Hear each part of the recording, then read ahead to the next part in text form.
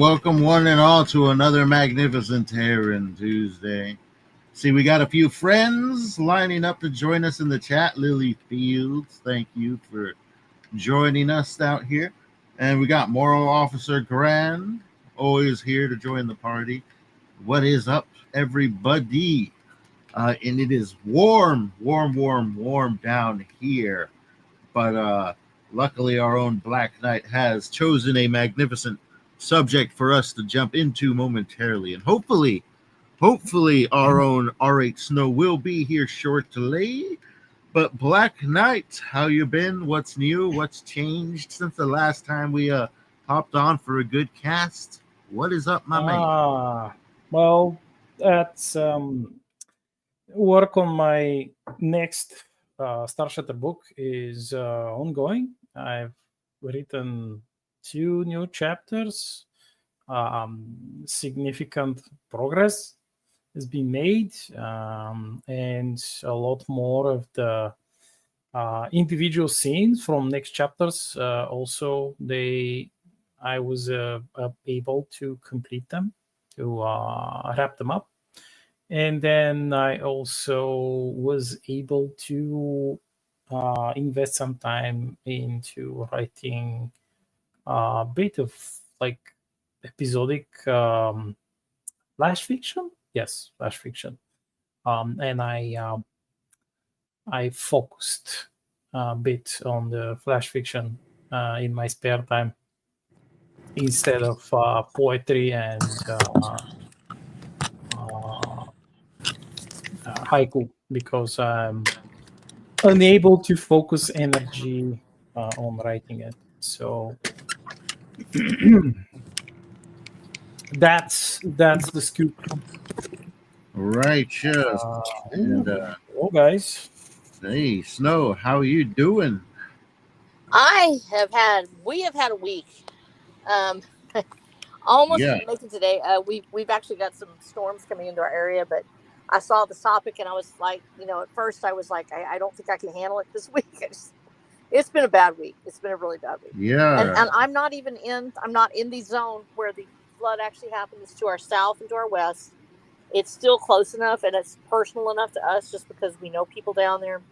And Texans are like one big family anyway. But when it comes to, this is a big deal. These camps have been there for over a century. A bus one time went into the river. That actually happened in 1987 when a similar occurrence happened, but not nearly as bad, not nearly as catastrophic. And so we've had a really tough week. My family members are involved. Of course, my daughter actually deployed with the Swiftwater Team Rescue to go down to Kerrville. She's there now. They're doing rescue and recovery. It's a rough situation. It's really tough. So we first of all, ask people, please, if you are so inclined, please pray for all of our friends and neighbors down in Kerrville. And actually in a wide area, we've had fatalities in several counties. This has been an unusual circumstance. The weather certainly has been different as far as, it's not often that you have something dump 20 inches of rain on you in a 3 to 4 hour period. It's just insane. And so it has happened several days in a row. So I've been up like night after night watching, because when it happens so quickly that we don't realize it's occurring until it's too late. And that we had that with Kerrville, it was literally only about 5 to 6 minutes before the water actually rose above the tops of the cabins.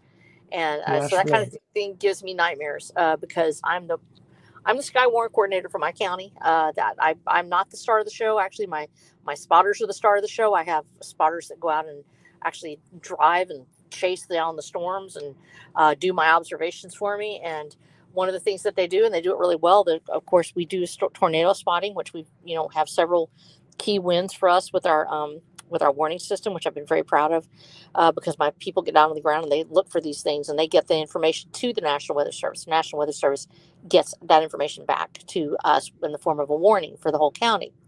Well, the same thing happens with flooding. We actually have a system where my spotters go out and they check the local creeks and things. We look for the rise. Not everything has a gauge on it. Some rivers may have a gauge at certain points, but you don't have a gauge between, like on the small creeks and things. So as those waters start to rise, sometimes catastrophically, it'll come over a road and somebody won't see it. If you're in a rural county, maybe only 2 or 3 people use that road, but it's in the middle of the night and they can't see. And that's how you have most of our fatalities, or people accidentally driving into a road that's been washed away. And they get swept away by the water. So our spotters do an enormously important job. I usually send out a message and then they go out and they look and for me, and they get that information back to me. When you only have minutes, I mean, literally to get out that information, I have to be watching the radar. And I have to see when these storms come up. And storms may develop in a period of 2 to 3 minutes or less sometimes. We actually have, it's very quick development, especially in a hot and humid environment. You have these rising towers of convection and moisture. And instead of having a giant hailstorm, you've got this rainstorm that's dumping 4 inches of rain an hour or more. And of course, that translates very quickly into rising waters. And so I've been up the last 2 nights till 4 a.m., 5 a.m., then getting up to 6 o'clock to get back on the case. And we've been very blessed. Nothing's happened here, but it's happened to my neighbors. It's happened to our friends elsewhere. And so it's been a hard road, but then I saw what your topic was. And I may have to get off here in just a little bit just because there's some storms moving into our area. But when I saw what the topic was, I was like, you know what, I have to be here because, and so I don't want to be a downer today. No, of course not. But No. But Black Knight was saying no. He was because it takes concentration to do poetry. You know, it's like it's really weird. Poetry is a different zone. It's the only thing I can write when I'm depressed or I'm upset. I can't really write my novel. My novel comes from a different place. My novel comes from me daydreaming about things that I love, and I have to get into that world and stay in it. When I'm embedded in reality, and reality is just brutal, I do my best at poetry. That my best poetry comes out of absolute heartache or disaster. And so I've been writing a lot more poetry because of that. Just because it's short, I can just slam it out, and then I go back to doing what I'm doing. So actually, I've written more poetry in the last couple of days, and I'll probably continue to write some. But then I look at it and I'm like, man, that sure sounds emo. You know, it's like really just a lot of crying and stuff. And I'm like, I shouldn't do that. You know, I need to make sure that I keep people's spirits up and my own spirits up. And so that's part of what this topic is about today: survival. How do we survive things when it's so devastating that you think your heart's broken? How are you going to survive? People are looking to you. People are going to say, well, somebody has to help us. Everybody's crying. Everybody's sad. The people around you. There's not a person out in that area that hasn't experienced a loss at this point. There are people all over Texas that have experienced a loss because Guadalupe River is one of the most popular places to go camping in Texas. And it was July 4th weekend. The RVs, there were hundreds of RVs down there. We don't know how many are lost. We don't know how many are gone because there's not a record. You just go to the RV camps and you'll set up and there was a record there, but it's washed away. It's downstream. The records are gone. So we're looking for those people. So everybody's missing someone. Everybody's, thinking of someone. They know it's 6 degrees of who's missing in Kerrville, and we're trying to figure out where they are. And so everybody's sad. So what do you do? Somebody has to decide, what, we're going to make it. We're going to live. We have each other. We're alive. Let's go forward. And so that's part of your survival strategy is how do you keep your head up when you feel like laying down and dying, and you're going to get up and you're going to move and you're going to keep other people alive with you. And that's the whole purpose of doing what you're doing. Survivalism is about staying alive in extraordinary situations and keeping yourself moving forward. And when I saw that topic, I was like, dude, you know what? I'm going to go ahead and hop this stream. So I'm actually, because everything's going on in my house right now that we're making some repairs. I'm sitting in the truck talking today. So I'm sitting out here in the pickup truck talking to you from Limestone County, Texas. Wow. Well, we always appreciate you taking that effort because we know you're always super busy. Well, one thing that I've been looking into personally myself, which was kind of auspicious because this was a topic picked up by Black Knight, was I guess what they'd call post-apocalypse technology or survival technology, DIY stuff. You make at home and you repair yourself. Well, everything else gets destroyed around you. And I was wondering if there was any sort of DIY technology to aid with weather prediction. First is go stand on your porch and look at the sky. When we're very reliant on digital now, very reliant. People have a tendency to pick up their phone before they even go outside. They'll look at their phone to see what the weather is, and that technology is dependent on machines that do the reading for us. But there was a time when we had Stevenson screens, when we had wet bulb, dry bulb technology. We had actual barometers that worked. Yeah, the barometers I was about to mention. And I don't know very many people that have a barometer now. In fact, the last Stevenson screen, I believe, was actually discontinued in the United States last year, if I'm not mistaken. And one of the things that we're trying to get people to do is how do you get out and how do you get a weather reading? And the first thing is your eyes. The eyes are your prize. You will learn more just from looking at the sky and from going out every day and seeing what looks normal and natural for your area. This is a years-long event. But let's say that you're actually having something happen and you're not sure what it is that's going to, happen next. What it is that's taking place. Your technology's down and your digital's down. One of the first things you can do is look up. If it doesn't look natural to you, it isn't. It's not something that's usual for your area. It may be something that happens once every 50 years. If you see something and the sky looks scary to you, take it at gut strength. But the next thing is your actual body. You will feel low pressure coming in. Low pressure is always associated with dangerous conditions. It doesn't mean it's always dangerous, but a low pressure system is usually associated with, for instance, like hurricanes. This the system that came through Texas that has dumped so much rain is actually the remnants of a tropical storm that was called Barry that came up through Mexico. And so with Barry having that low pressure, people feel a certain amount of anxiety. There's a reason we feel that way. It is an internal trigger. Now you can't let your anxiety run wild, but when you suddenly have that, we call it a gut feeling. You feel like something is happening. Something's wrong. You just know it. There's a feeling that you get. Actually, it's usually in the center of your body. It'll be in your center mass. And it's your body actually slightly expanding, the fluids in your body expanding and causing pressure to happen, making you feel like maybe your chest feels a little tight. That's the low pressure that your body is responding to that. And sometimes your knees will hurt. Like we talked about that a couple of weeks ago. Your knees hurting when the storm comes in. Go get your old person and make them sit on your porch. But they can actually feel these things happening. I can feel that. Yes.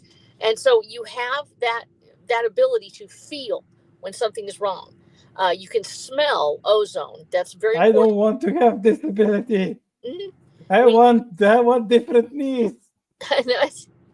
Well, I'm sorry, you're an old person. Now you have to do it. And smelling ozone is the other one that's actually a big thing in a lot of people because we don't go outside. Think of that fresh rain smell. It's afterwards. It's sort of like that.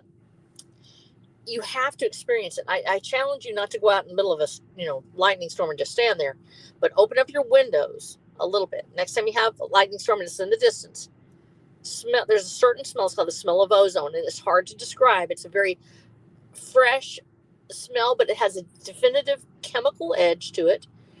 It sort of smells a little like wet stone. I guess that's the fastest way I can describe it. It's like wet stone.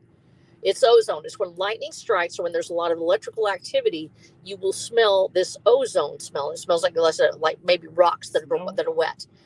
That is your indication that there's a big storm coming in.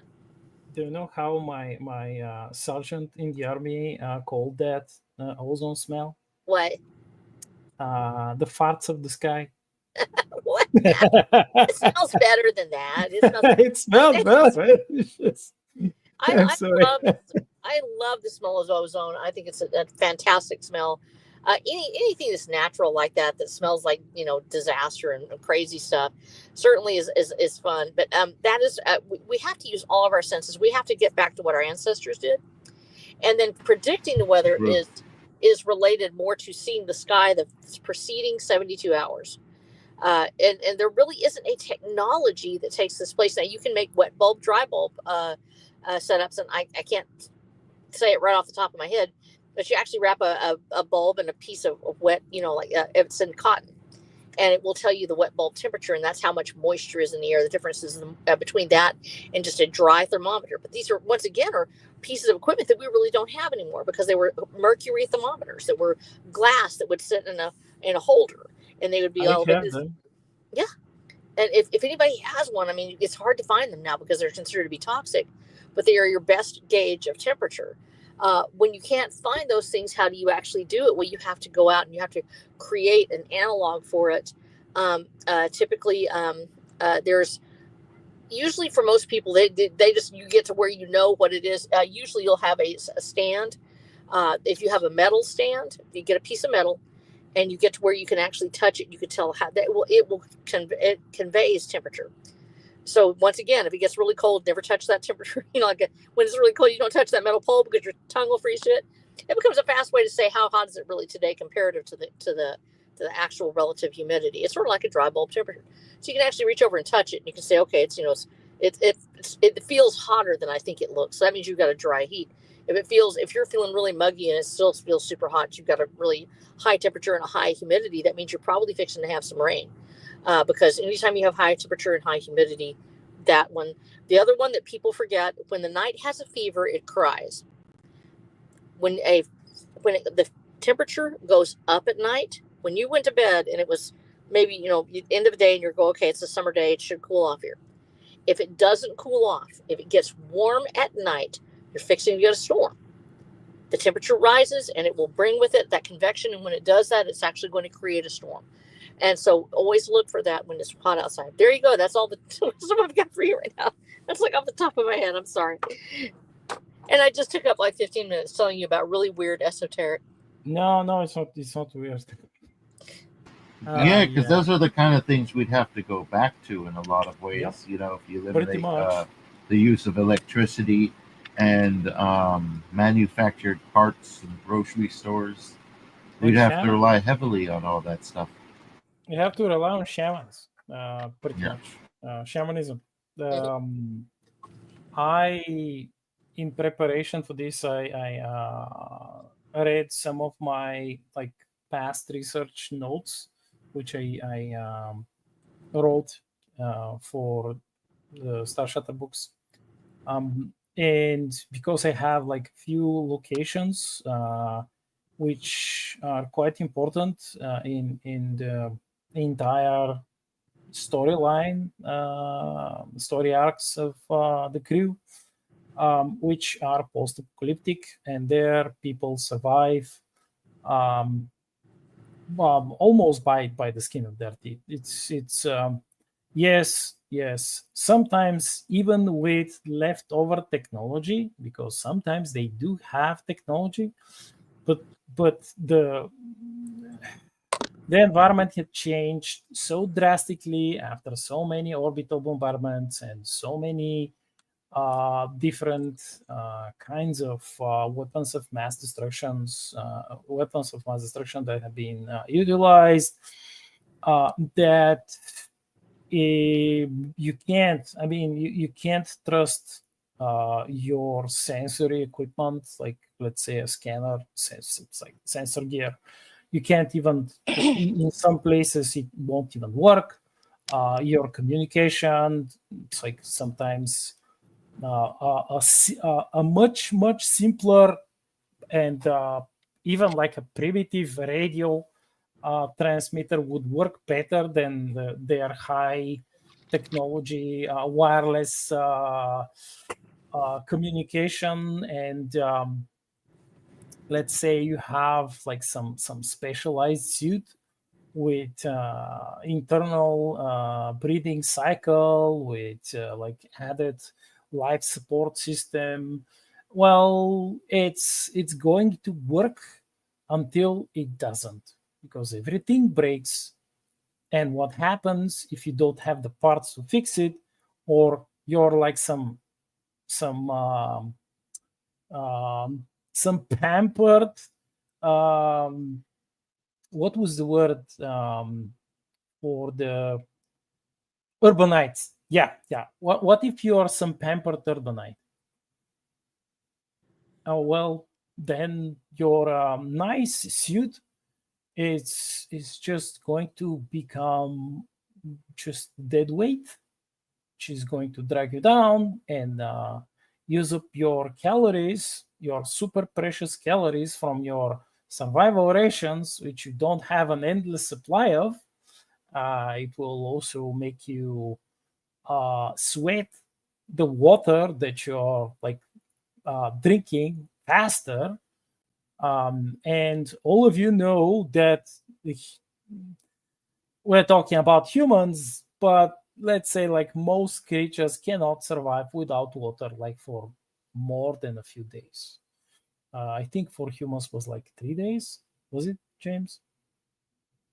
Was it 3 days? I think it was 3 days. Roughly 3 days. Yeah. Yeah. And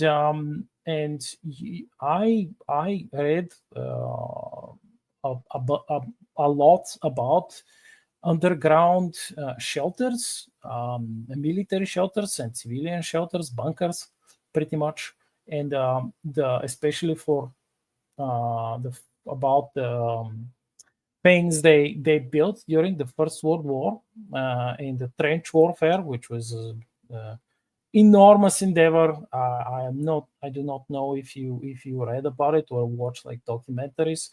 They've built small cities underground, and we're not talking always pouring concrete because they did not have the time to bring like sophisticated machines.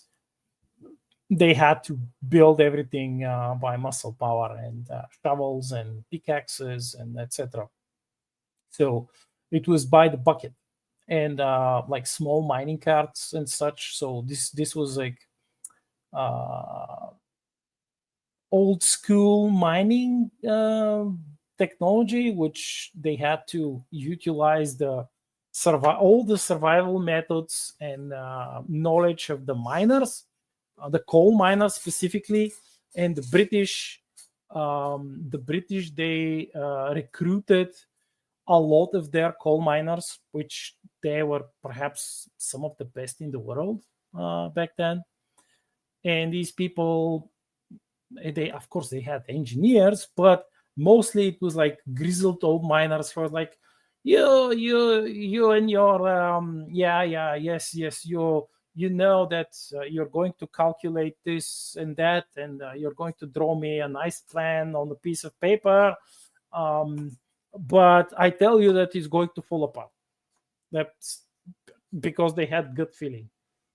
They've been through so many collapses. They built so many tunnels. They were almost like the dwarves, and perhaps one of the inspirations for the dwarves of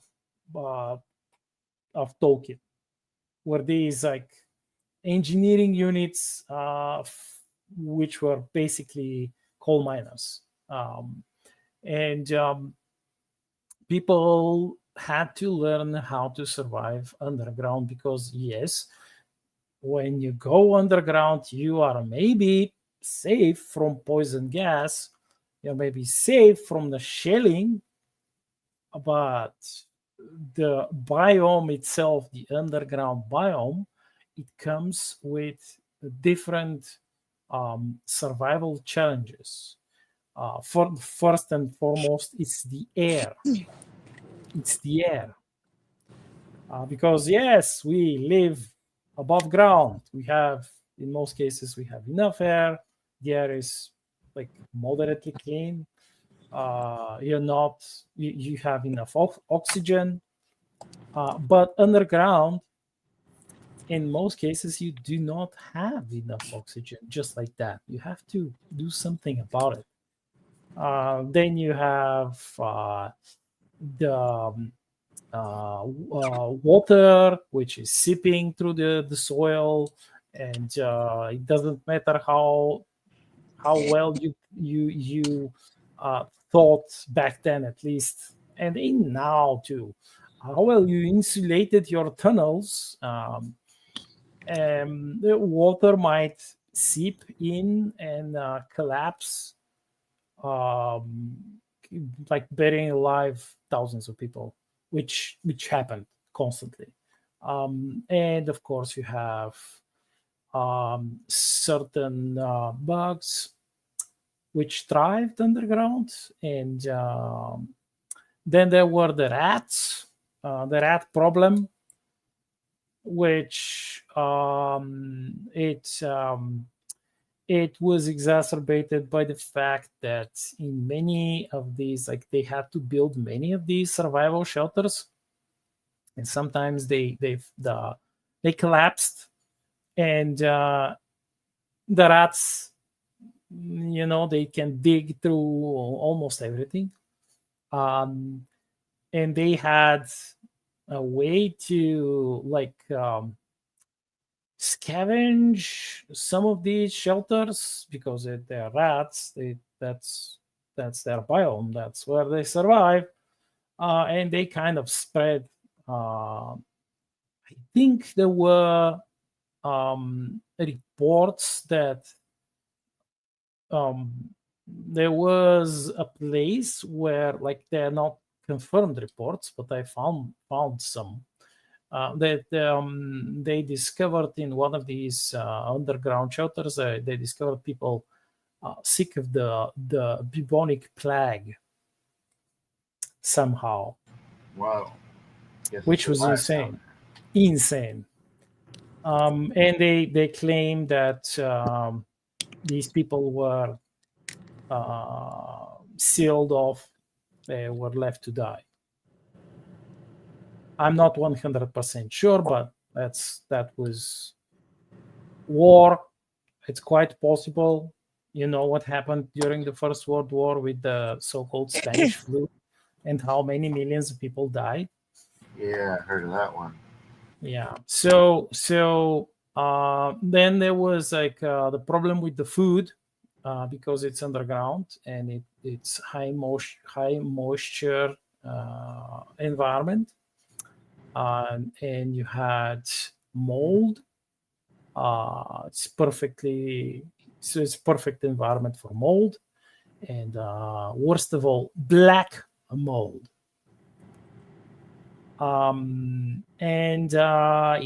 Those of you who know a bit about black mold, they realize that black mold is a bitch. It's also. Can you introduce us to black mold? Give us. Black mold. You know that it's not okay to breathe, to be around normal mold. Even though penicillin is derived from certain type of mold, but it's like a noble mold. Though the black mold is utterly toxic. If you breathe in enough black mold, it will pretty much to destroy. It will rot you from the inside. It will eat your life. Oh, that's a great description. Yeah, really. Yeah, pretty much. Some people I know, I've read some articles of people, especially in the US, like in the poorer parts of Detroit. And they had they lived in condemned buildings where you had black mold, and they lived there because they were desperate. They didn't have anywhere else to live, and so they somehow, many of them were quite lucky to not die from the black mold, but in virtually all cases, all people who live there, they are sick. They're constantly sick. They are constantly sick, and they have diminished lung capacity, because the black mold is slowly destroying their lungs. Even though they're surviving it, that still doesn't mean that they're getting away scot-free. So yeah, that was the massive problem with these underground survival shelters was the food. The food was rotting, and the water was getting contaminated with all of these wonderful poop bacteria. Because they had to pee and poo, even though they were underground. They had to find a way to do it, and sometimes you can realize what happened. And yes, they had survival shelters which were created as hospitals. And because of the high concentration of airborne bacteria from all of these things that I mentioned before, surgeons had to sterilize, they had to have constantly replace tools, surgical tools, because they would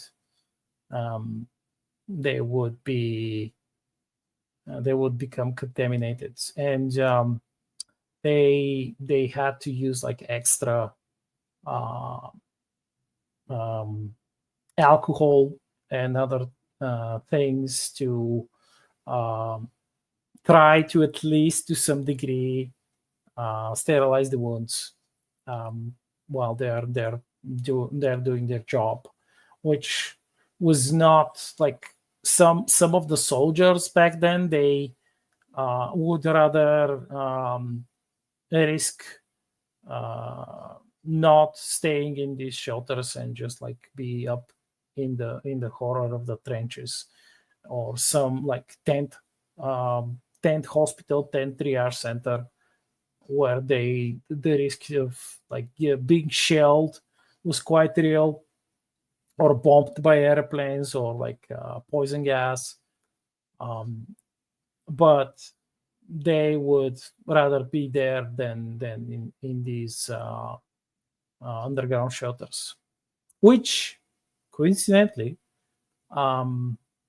is how a specific genre of horror has been born, which is called bunker horror. Really?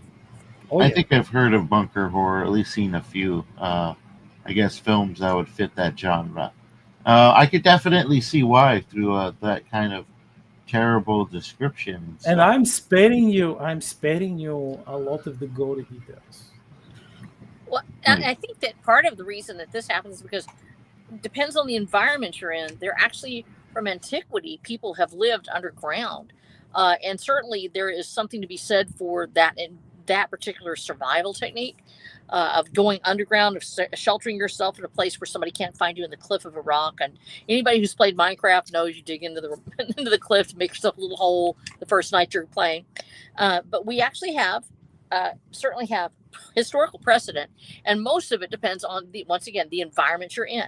A drier environment, a Mediterranean environment where you have lower humidity and cool to moderately warm temperatures, is absolutely going to be a completely different environment than, say, trying to build one in the fertile soils of a more moist environment, say, in most European countries. So let's say France. Yes. So we're going to look at Cappadocia in Turkey. It's in central Turkey, where the Derinkuyu underground city exists.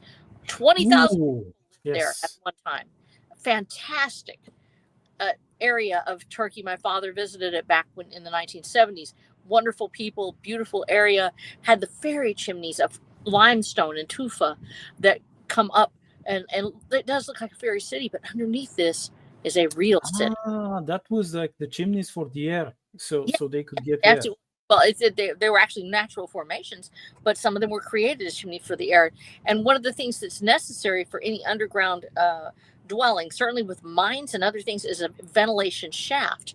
Now, it's easier for you to create this if you have a rocky stone, a soft type of stone, sandstone or otherwise, that can be drilled into and chiseled out to create these structures without fear of having a cave in. And also remember that limestone and other stone actually has some antimicrobial, antibacterial properties. Yep. So when you have that does kill off the mold. It kills off the bacteria that might grow in the water to a certain extent. And then you have, of course, you have to look out for, and this is very important, that you don't have arsenic or cyanide in the stone itself, because that can, where you pull your water, where you put it, lead as well, it can create a poisonous compound. All of these things have to come together just right to create that proper environment. And it's usually found in drier areas or in deserts. with the Anasazi Indians, for instance, we talked about that last week, about an entire civilization that was carved into the side of a rock. It has been done throughout antiquity, and it relies on lower humidity in order for you to really survive it. The same thing can be said with the great civilizations of China that actually had underground cities and dwellings as well. However, their soil, I believe the Loess soil, is a little softer. It's not quite as hard to dig. It's easy to carve, and it certainly holds its shape better than most soils in the U.S. So when we look at these underground cities, and some of them, like I said, with 20,000 people, how did they survive? They created a combination water well ventilation shafts where they would dig down from the surface all the way down as far as they could go. And they would hit water lower, but it would allow the exchange of air. And for water to be pulled up at the top surface certainly is a clean source of water. But then you also had the ability for that air to exchange. Now, how do you protect that area from having an enemy spotted? Well, they were living in an area where there was those fairy chimneys to begin with. It looked like natural formations. So they just hid them in those formations. And people didn't find them. These were used up until the 1960s as a shelter. And in fact, they were rediscovered, in quotes. Actually, in the 1920s, it was almost constantly in use. And then in the 1960s, it was rediscovered. The Armenians had actually sheltered themselves in there during the persecutions. And so when you have those in the right environment, it's about using the tools at hand. Yes, you can make yourself an underground shelter. But much like here in Texas, when we make our underground shelters with tornado shelters, for instance, we usually use a piece of a culvert, actually, which is like a large pipe, and you'll bury it in the soil. You'll leave half of it standing up. And it's a smooth surface. It's all one piece of metal, and you'll mound the dirt over the top of it, and you put that in your soil because we have blackland prairie here. If I was trying to dig a hole in this blackland prairie, I have to shore it up. And if you're hitting limestone, and we do have areas of the county where there's limestone and white clay, you can dig into that white clay or that limestone. We've had people have discovered tunnels that they made for escape in case you had tribal attacks. People would go into the shelters and get underground, and they would usually shore it up with a little bit of wood on the side and the wood over the top of it, and then they laid the sod over the top of it, and grass would grow on it. And you would be able to hide it that way. But most of the time in farmland and soils like that, it is too moist usually to dig just straight into the ground. Finding a cave, well, your cave is usually the home to everything else that would like to live underground too. So a natural cave, you're going to have animals there, you're going to have snakes, you're going to have other critters that have decided to take shelter. And the potential for flooding, once again, when we talk about what's happened here in Texas, those canyons, they're wonderful. You get down in there and you get in a lower level cave, you're going to die if the water comes up. So you can't really hide out in a place like that. It has to be the right combination of drier air overall and the ability to get yourself up to a higher level in case you have a flood at the lower levels. And that certainly we see that in these underground cities throughout the ages. There's cases where the water levels rose, and we see where the people moved up. So you have to always have a way to get upwards farther. And so it takes a special environment, but in the ones where it actually did work, it was actually pleasant. Yes, they brought food in from on top. They brought it in from other places. They also used the underground cities to store their food. They actually had, because it's dry, because it was cool, they used that to store their grains and things like that. So you already had the storehouse there in times of trouble. You would just have to bring in fresh goods. That means you have to have somebody on the top and a way to get it down to you. Yeah, I was going to mention something about because James talked about and I also talked about the post-apocalyptic survival, and we mentioned deserts and storms. What about if the sandstorm, like the post-apocalyptic sandstorm, it's not just made of sand? It's like, for example, on Averna Prime, that's like it's been centuries and upon centuries of war, and there are places which people call gravelands or wastelands or rotlands, where you have this dust which in some cases it's a mixture of grinded down metals, like rusted metals, different kinds of metals,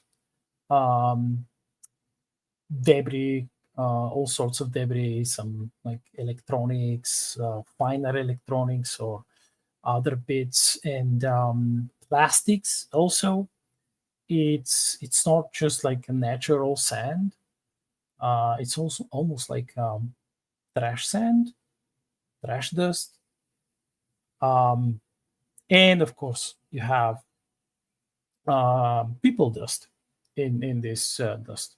Have the dust of who knows how many millions, and they've been ground into a dust, or at least their bones and their clothes, their skin, their flesh.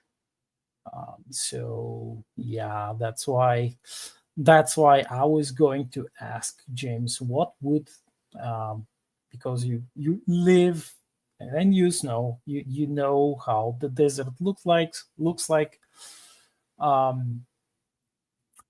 What different ways of changing the survival techniques of surviving like a normal desert storm would have to be applied to survive this kind of storm? What was the kind of storm again?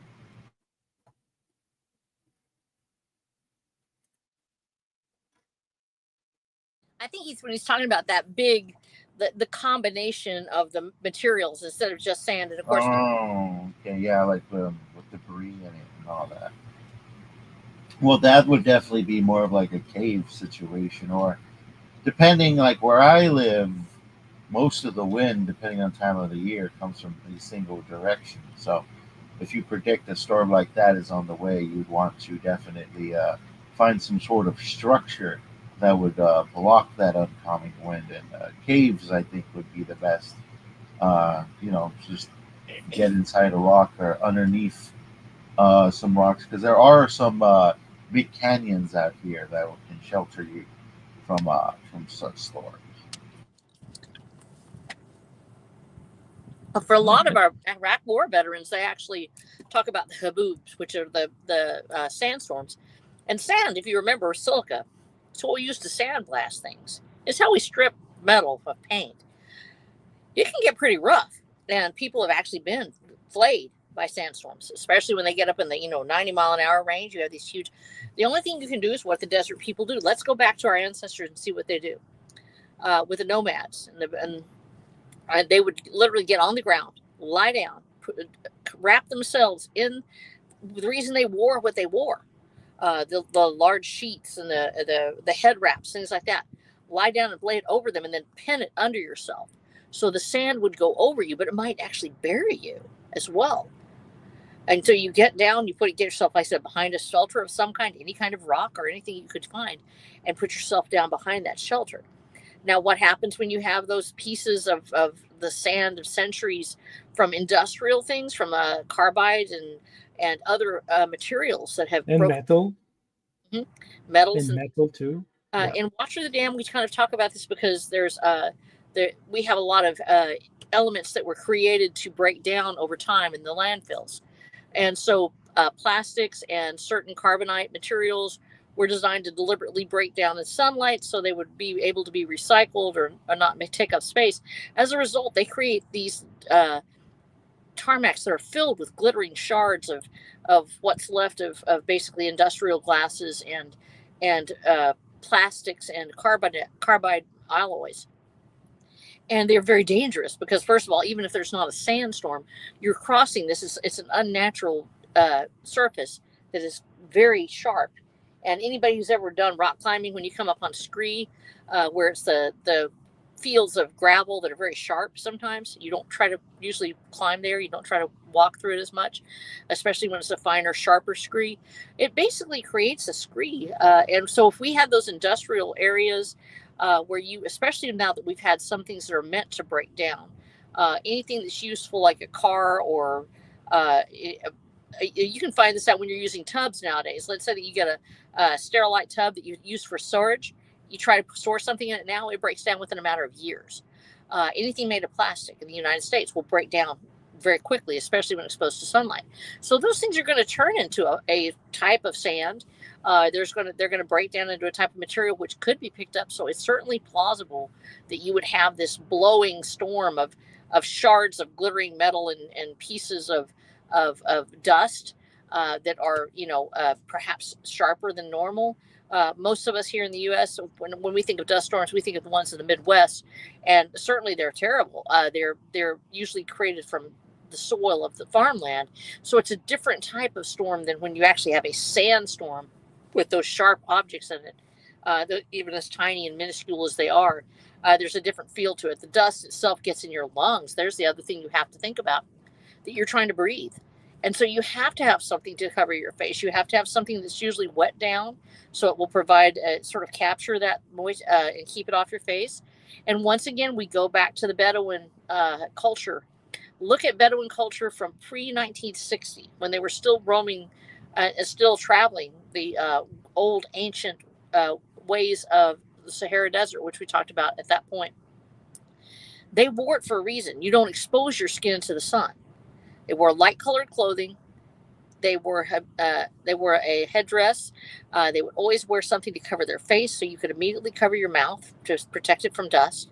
It becomes traditional in the sense that people started to wear it even when they weren't in that environment, because that's where they had originally come from, and they thought it was pretty, and so they just kept wearing the face covers and the head covers and things like that. But it's to keep it off your skin. Light material that's easily wrapped around you that can protect you from that sandstorm, that's going to be what you need.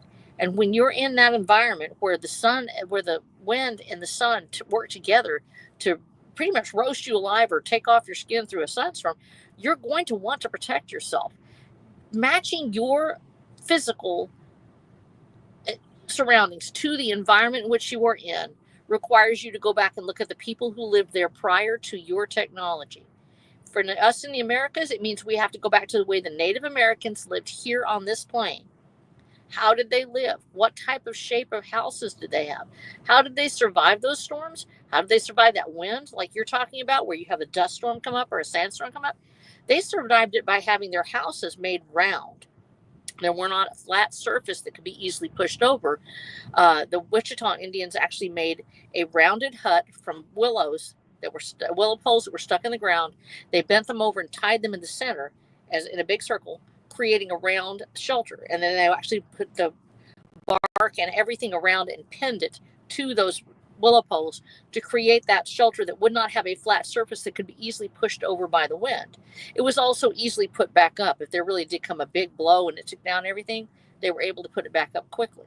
So we have to look at what did they do? How did they survive these harsh environments? Because the Wichita, the Tehuacana Indians, they lived here prior to these people coming from Europe with their houses that were usually made square because that's what they had, were timbers and things like that. What did they do here? They learned something from the Indians. They actually learned about the Tehuacana village, which had 600 people in it, was an actual city with all of those people and with surrounded by farmland and the tribes going out and working every day. They survived these harsh conditions that we're dealing with right now in Texas, with the floods and the windstorms and the rain and the hail. And what we find is where those cities are located are the best places for us to locate as well. In fact, I'm living not too far from one of those cities. I'm on a very gentle slope. I'm in next to a riparian area that's out on the middle of what used to be an open prairie, and it's now still pretty open for the most part, but we have a lot more trees than we used to. And when you know about how they lived, you can find the way for you to survive in your environment. And when we fast forward into a future where our own industrial surroundings may be part of that, the landscape is still probably going to be something like that. It's still going to be 115 degrees in Texas, whether or not a city, still has the technology to run. It's going to be around 15 degrees in the winter or lower. And regardless of whether or not I have a heater that works in my house. Those things how they lived then, you have to add in the danger from the infrastructure that's here now, the poles and the big windmills that might suddenly be just spinning free and not have anybody to take care of them. And those other things, as we imagine those in our worlds that we're living in. And that's a huge part of Watch for the Damned. Is actually a survivalist story. It has a lot of survivalist lore in it of how to make certain medications and things like that are found in Texas, how to use the plants, how to use the flora and fauna to create a life with what you can find in front of you. But it also incorporates how do you utilize what's left of the technology, how do you utilize what's going to be there. What's going to be there are going to be some of these metal buildings, certainly containers that are out there, the type that we talk about, containers, the type that go down the railroad.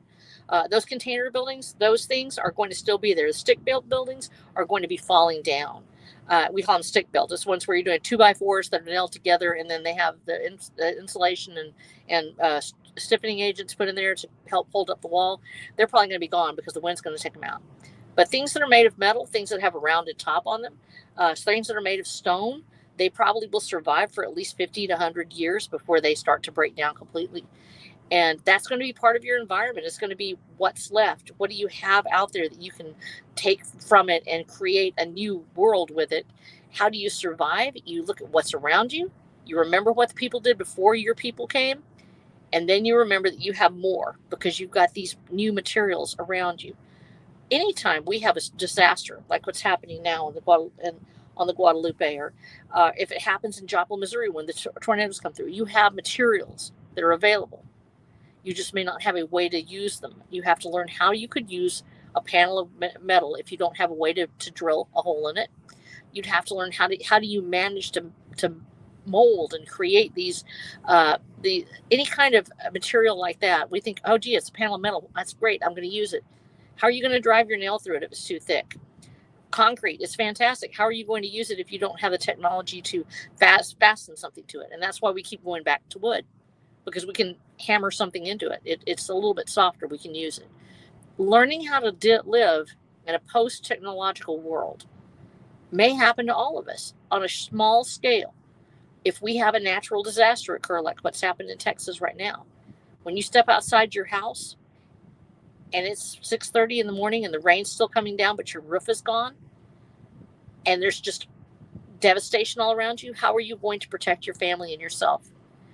You have to use what's in front of you, and you have to have the skills and the wits to survive and the will to do it. Think about what's in front of you. Use what you have and use it wisely. Do whatever it takes to keep the rain off of you, to get warm, to get dry, and to wait for help to arrive. That's 100% of staying alive in a survival. Yeah, that's pretty good. And one thing that also kind of struck me, thinking about like survival, thinking about everything we have now not necessarily being there, and that you kind of touched on, is the things that people used to know and the skills that we can get by just doing and practicing. I was watching these gentlemen test metal to see what types of metal is which, and they brought him fake silver coins, and immediately he could tell it was not silver just by feeling it with his hands, and that was it. And they asked him, how do you know? He says, because silver feels like silver. Silver is a metal. It has a particular feel to it. And then he grabbed the silver coin. He's like, you can't really feel it if you don't know what it feels like compared to other metals. But he took the silver coin and he flipped it in the air, and he heard a particular type of ring as it flipped it in the air and it landed in his hand. And he picked up the other coin and he flipped it in the air and it had a different type of ring. And then he goes into a drawer and he pulls out another silver coin, a real one. He flips it in the air and it has the exact same type of ring as the other silver coin. Says silver is silver. Silver sounds like silver. Silver feels like silver. There are other ways you can tell with magnets and a few other tests, but if you know the metal, no one can fool you. And it just makes me wonder, people of the past could identify with their eyes and with their hands and with their ears these different types of metals. And that's something that we've lost today that I think if we were to relearn, could save us tomorrow. Oh, yes, absolutely. Definitely.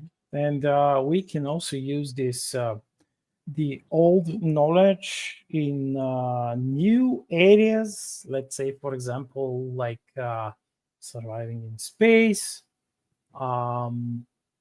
or surviving on another planet. We can transplant the survival knowledge that we have here and modify it, adapt it, because that's one of the things that we humans are quite good at, and that is adapting to new environments when we discover them and we scout them.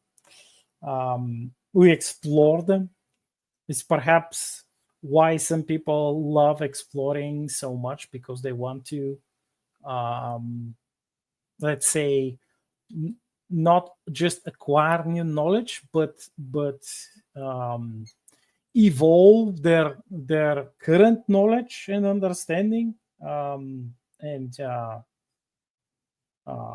improve their tools and ways of thinking. For example, I have read like a very short interview with one of the cosmonauts from back in the day, like the beginning of the space race. And they've like the Soviets, they began to build their orbital space station Mir, which just like the International Space Station, it was an amalgamation of different modules, and they had like system of evacuation in case they get hit by a meteor storm, like a micrometeorite storm, or there was the sun has like a coronal mass ejection or something, which would fry them alive.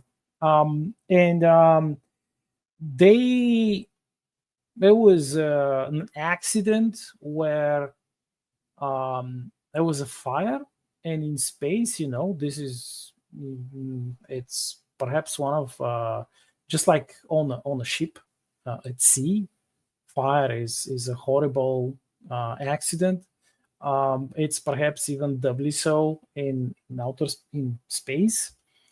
And there was fire, like one of their systems kind of, I'm not 100% sure exactly what happened to it. It could have been just like a mechanical malfunction or something, but it ruptured and it caused a fire.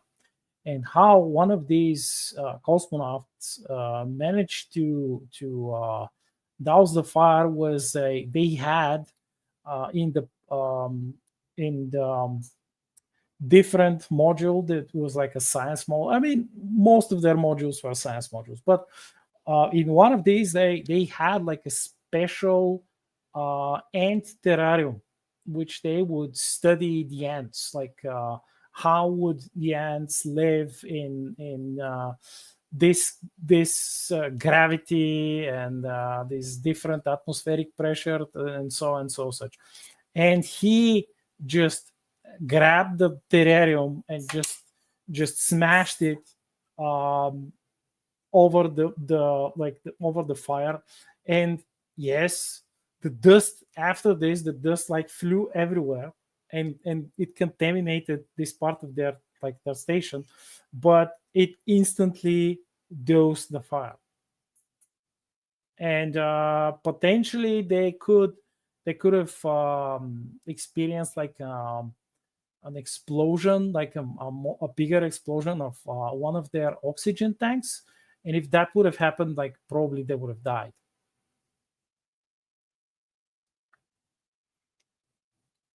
That sounds intense. Yeah, fire is it's a whole nother level of fear. Fire sucks things into it. When you have this, we're talking about rain versus fire. Flood pushes you away, it shoves you down, it mows down everything in its path like a bomb going off. It's a bulldozer. It blows it up and then it shoves it downstream. It takes everything miles away. We've found people that were 14 miles away, alive. They were 14 miles downstream. Fire sucks things into it. It pulls the air in around it. It pulls in everything that's near it. And so as a result, you'll feel this, you can actually see a fire tornado. One of the most intense situations I was ever in as a firefighter. I was with my at the time he was my he's my deputy captain, deputy chief now. He was my captain at the time, and we were going out fighting fire on a mine, and the mine was actually, it's an open strip mine, but it's been reclaimed, and so we have a lot of the prairie on top of it, and we have these big rolling hills. There's not a lot of trees though, so it's very open, and it was a very hot summer. It was probably 110 degrees outside that day. We had a 5-ton vehicle, so I climbed up on the back because I'm not the driver for that. My feet can't touch the pedals because I'm too short. But my captain got in the side, so I climbed up on back and I grabbed the hose. While we're driving around this thing, it starts to just roar because it's sucking in air from all around it. There's nothing stopping it. And as the heat is rising, it's pulling these flames up higher and higher. And the wind is coming up across the prairie and it's just sucking it in. You can feel it. It's like a blast furnace. And I'm out there. It's me on top, so I look as goofy as I usually do. I've got my hair up in a bun because I can't, let it hang down straight. And I've got my little helmet on and I'm on the back of this thing. And a fire tornado occurs. Just biblical at this point, the column of fire rotating like in the Bible from when Moses saw it in the Red Sea. We're literally looking at this thing and it just starts to develop into a tornado of fire reaching up into the sky, and there's this black billowing smoke coming out of it, and I'm on the back of a truck trying to put water on it. It's not happening.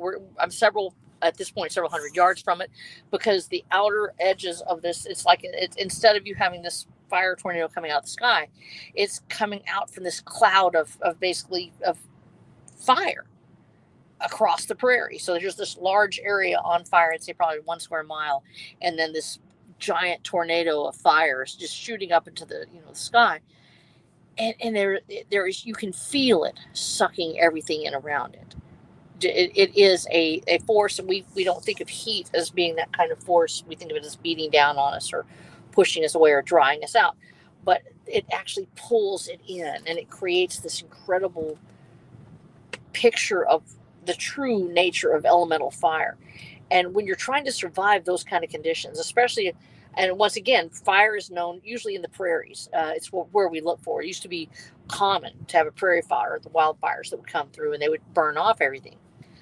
Forest fires did happen when it got very, very dry, and there would be a lightning strike. The forest fires would hit. But fire belongs primarily to the prairie regions. And then, of course, fires belongs with mankind as well, where we have cities. And when you're talking about survival of fire, how do you survive it? You move away from it as quickly as possible. You also move into what's called the black. Now, the black is very dangerous in an urban situation, because the black is where it's already burned. It's already burned there. It cannot burn there again. Now, it can catch on fire under certain situations. If you have it where there's a flash fire, it's just black on top, but it's called duff. It's where the pine needles and things are underneath it. If you have a thick layer of that and you just have it just barely touched on top, we've seen duff where it'll actually catch on fire as we were walking across it, even though it's in the black. But most of the time, if you have that grass or that house and it's already burned, go there. Do not go into the area where it has not yet burned. Don't run away from the fire. Get behind it. Get where it's already burned. That is the only thing that you can do to save yourself in that situation.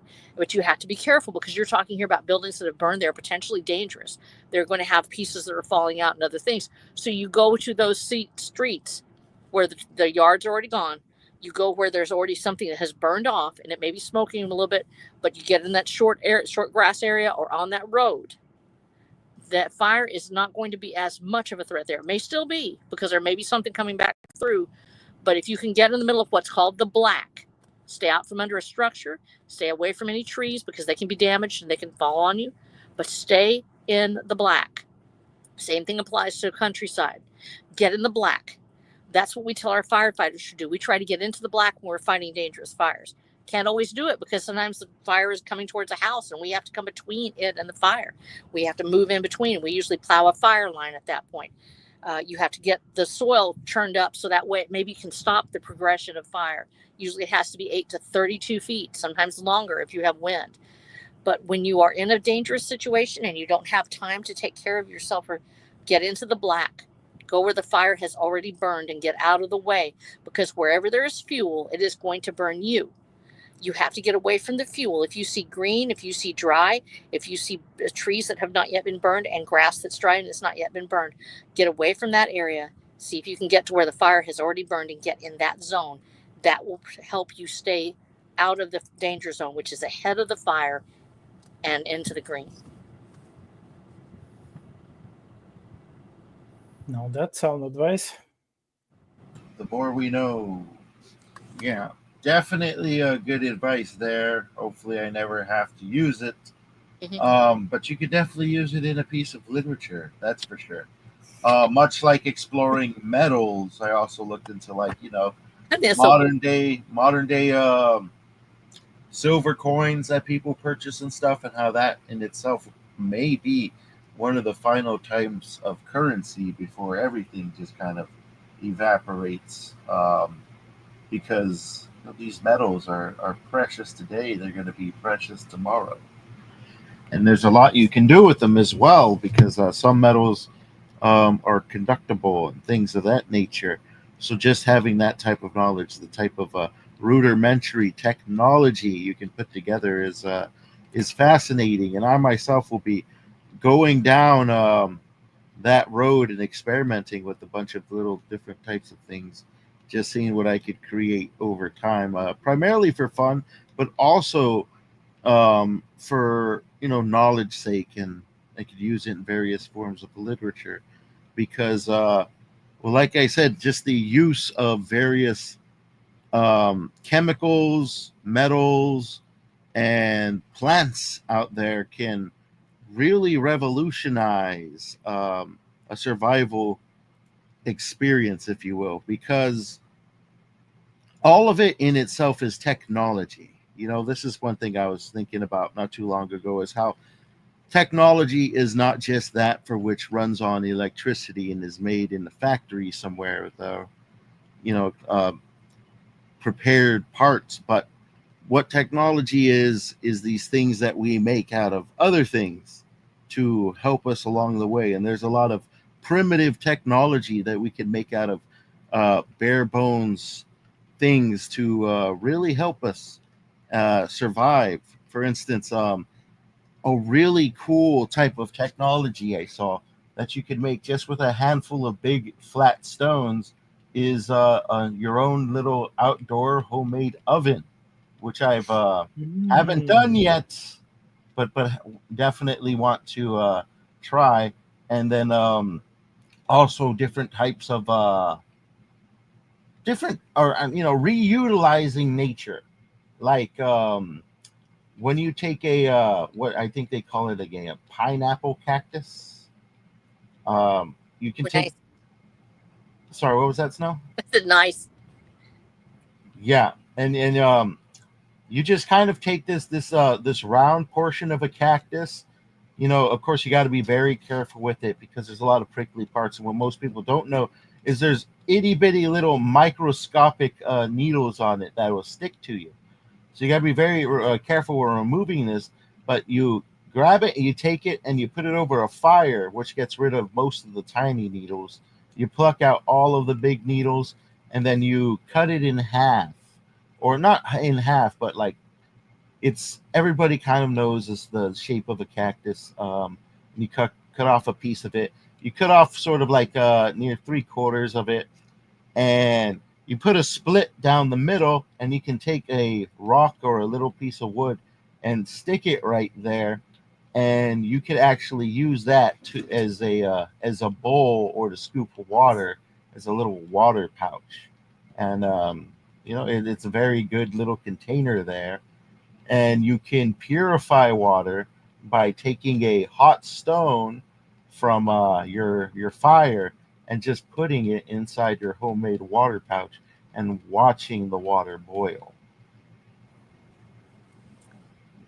See, this thing that you're talking about, where that kind of thing, people don't realize how hard it is to find something just to gather your water in.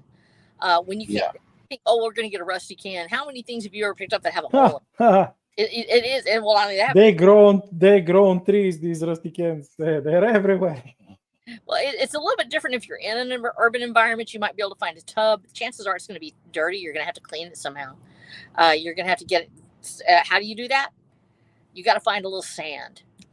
When you have something like that that's dirty, especially if it has grease on it or something like that, you got to find sand and you got to scrub it out. What does that mean? You're going to have a rag or some kind of something that you can grab, pretty much a t-shirt usually, and you're going to get a handful of that sand and you're going to scrub and scrub and scrub until you get it clean. It's a lot easier when you have something small that you can gather your water in, and then you're able to clean it out some, and then you can get your water. But when you don't have that, what James is talking about is fantastic.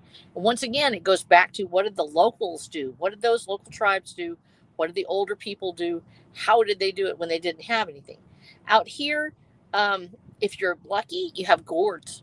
Gourds will absolutely. Ooh, yeah. I've tried to grow them just so I would always have some around, and the seeds themselves are wonderful. But most of the time, you're not going to have a gourd. You may be able to find a glass bottle, but glass bottles have by and large been discontinued. Yeah. As a result, you have the plastic bottles. What about them? Some of them last. Most of them break down in the environment now, and they'll be broken or they won't be able to work. So how do you do that when you're not in a desert environment and you don't have a cactus or something like that? Typically, what you'll do is you chip out a stump, a tree stump. Have to be careful. You have to know which wood it is. You don't want to get something that's toxic. But if you have an oak has a lot of tannins in it. It'll make it very acidic, or actually alkaline. Excuse me. Other trees make it more acidic. But so if you can find a small stump, you actually chop it out just right in the middle of it, and you can actually create that a receptacle that will catch rainwater. Especially if you line it with something that's plastic. If you put a little plastic bag or something in it, you can actually catch that. You have to be careful that you don't do it in a burned out stump. Why? Because rainwater and ash create lye. Lye is toxic. Lye will burn you. It's Lye. It's actually a toxic, and it's also how we make soap. It can be useful for a lot of things, but you don't want to drink it. So you've got to make sure that it's fresh, that you have it lined, and that you chop it out a little bit with just a stone or anything like that. Chop it out. Make sure you have a way to sort of dig out the little pieces, and then line it with a plastic bag that you can find it almost anywhere if you're in an urban environment, and you can put that out there and it would actually catch a little rain. Always take a plastic bag with you. I don't care who you are and where you go. Take a Walmart bag with you that doesn't have a hole in it. You will thank me later. There is always a use for a Walmart bag, especially if it doesn't. If they have holes in them, double them up. But a plastic bag is worth its weight in gold. You know, it's funny you mentioned plastic bags, because I remember when they started charging for bags down here some years ago. It was a big controversy because bags are free. But the bags they replaced them with are very nice, thick, and sturdy bags. Not like these little flimsy ones you can basically see through. Like, these are some very sturdy bags. Reusable bags. Yes. Most people just use it for trash cans instead. They're about as strong as a good trash can bag, to be honest. But it was kind of funny because just recently they said that they're getting rid of the whole 10-cent bag thing and just going back to little cheap ones because people are not really reusing them, and because there's more material in them, they cause more pollution, you know. So, but now people are like, hey, wait. Don't do that. I know we were complaining a couple years back, but these are some really good bags. Yeah, those are the good ones. You can't go back to those little cheap bags. Yeah, I can tell you a those things story can't about the hold bags. anything. These beautiful bags can carry 4 times their weight easily. Yep. Those little things are going to tear right through. Pretty much. Yeah, stuff like that. But yeah, like myself, I collect old newspaper, not because like I'm using it for anything, but because if everything just, you know, goes kaput around us, paper in general could be very useful for a large number of projects, and just, you know, it's multi-use, and at the end, if you just really need to, you just set it on fire. Like, there's a lot you can do with spare paper. It doesn't take up that much room. You know, so I think about these things a lot, the things that we have around us, what we can use them for, and what skills you can use to increase your odds of survival in the middle of nowhere. Like, say if you live in a cold area, I learned maybe 4 years ago now how to extract clay from the ground. And the thing about clay is you can easily make these little clay pots all you really got to do is heat them up, get a nice hot fire going, keep them on there for a while, and they'll harden up for you. If you make a number of clay pots and you live in a cold location, you could actually use the clay pots as a sort of heater, because they absorb warmth and then they just radiate it. And if you can put like a candle or like a fire at the bottom, and you put a clay pot on top of it and another clay pot on top of that and another clay pot on top of that, each of them will be absorbing the heat and then just spreading it out. So that way a little bit of fire can create a really lot of heat in some areas. And there's a lot of other stuff clearly that that can do these sorts of things, if you will. A lot of these DIY projects. Go ahead. Have you ever seen a clay pot refrigerator? I haven't. It's called a Zier, actually used in the Middle East. And what it is you have a bigger pot. Bigger, it has to be clay. Red clay, probably your best, but any clay will do. Then you're going to take a layer of sand. You make sure it's all the way up around the edges, and you pretty much just fill it up. Dig out a hole and put a smaller clay pot inside of it. You leave it to where it's exposed on top so you can see the sand between, right? So you have a clay pot, then sand, then dig out that little hole in the middle and put a smaller pot in that. Now pour water, not a whole lot, but just enough water to make it damp. The evaporation of water draws the heat from that inner pot and cools it down and creates it's kind of like on the same thing as you would use for a swamp cooler. It works very well where it's hot and dry. It won't work as well where you have a lot of humidity. But with that cool, damp sand, and you put that clay pot in the middle with a bigger clay pot on the outside, you create a refrigerator. You put a top on it afterwards. It will keep things much cooler. Now, it won't freeze anything for you, I'm sure, but it is going to create a cool enough environment you can keep your vegetables fresh in there. Oh yeah, yeah. Really cool.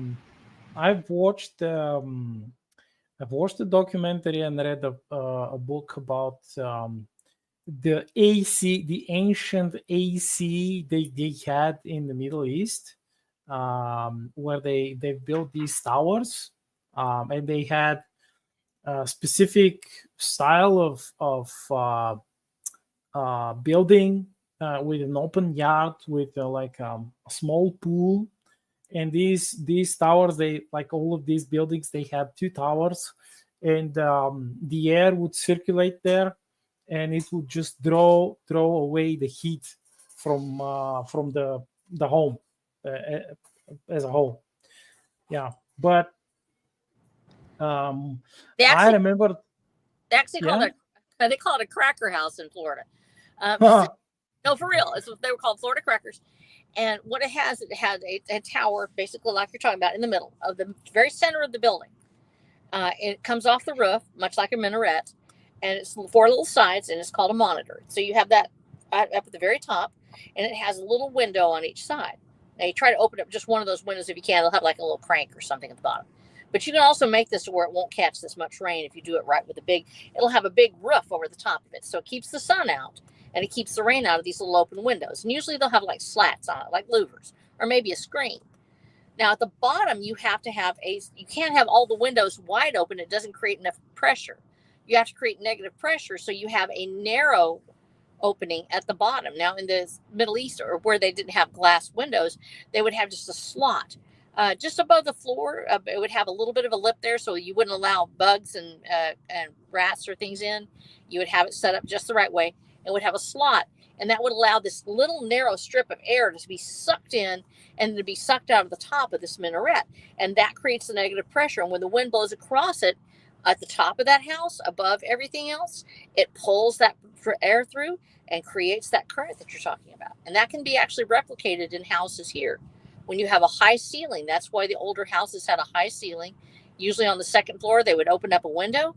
On the bottom floor, they would open up another one and just kind of have it about halfway open. It would create negative pressure. It would pull the house. It would open up a current in the house. And that way it would pull that air through and make that sort of if you didn't have a fan, you had the house itself acting as a negative pressure current. Yeah, pre-electric engineering. Yeah, pretty much. But I wanted to share that plastic bag story because I've worked in different stores, um, and in one of them, the chain, they decided that they will stop their normal bags, which the people like them. They were sturdy, and you can carry a lot of stuff in them.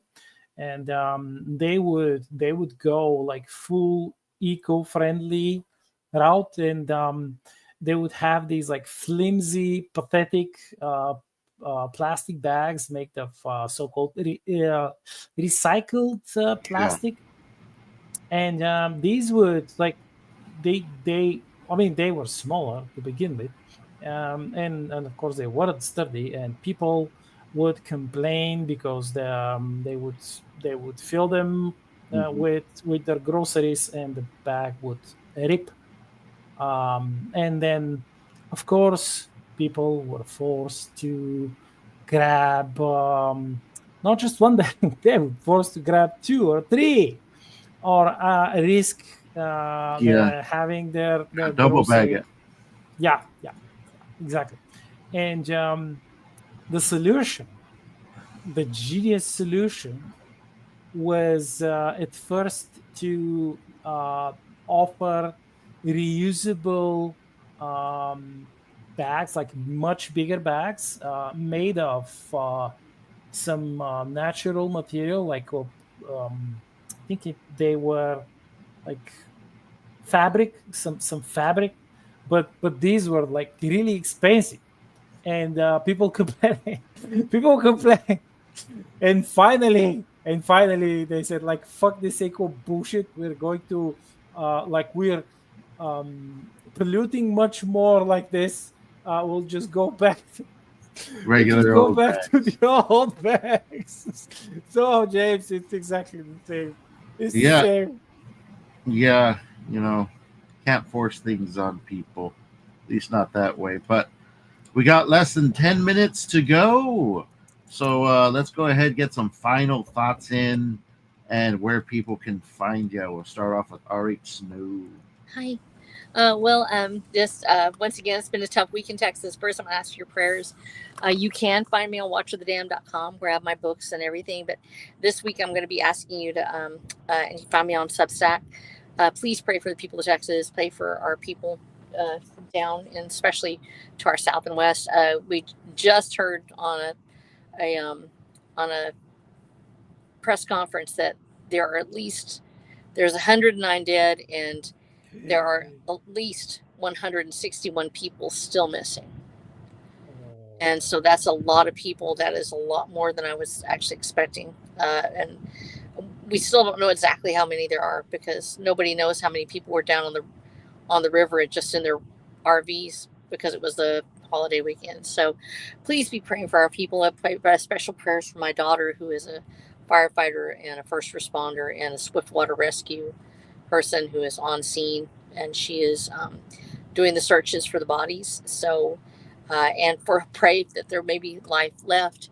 If anybody's out there, that they'll hang on, because the help is coming. We're trying to get there.